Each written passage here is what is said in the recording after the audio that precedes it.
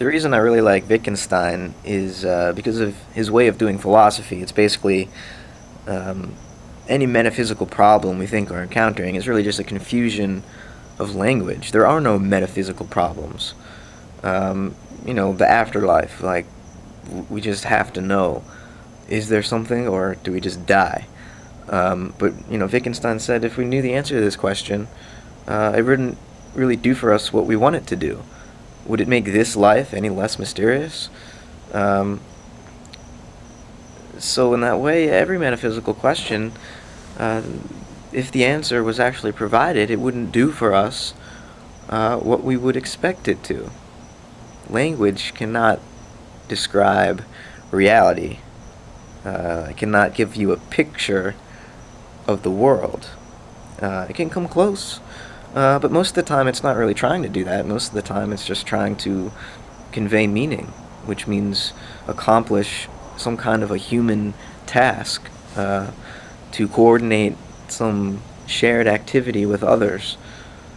That's normally what language is about. Even when we're doing math, we're trying to communicate an equation that only I can understand. It's completely meaningless. So if we look at metaphysics in this way, metaphysics is what happens when we get confused by our own metaphors. It's something that isn't real, but that arises because of a glitch in our language, in our ability to think with sound and visual characters.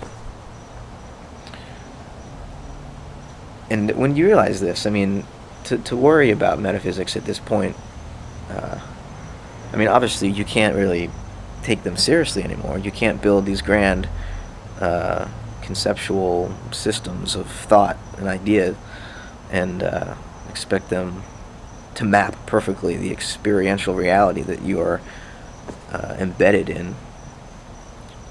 That should be obvious to all of us. The problem that some of us are still having, though, it seems to be, is just recognizing when we are being metaphysical and when we aren't. Are you making more assumptions as an atheist or as an agnostic? It's hard to say, I think. And this is why very intelligent people, very deep and experienced and wise people can argue about this issue and never arrive at a conclusive answer.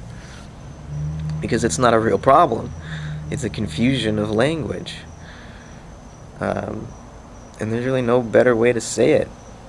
Wittgenstein said it best by saying that, of that which we cannot speak, we must remain silent.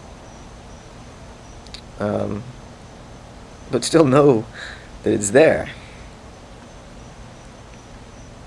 Another Wittgensteinian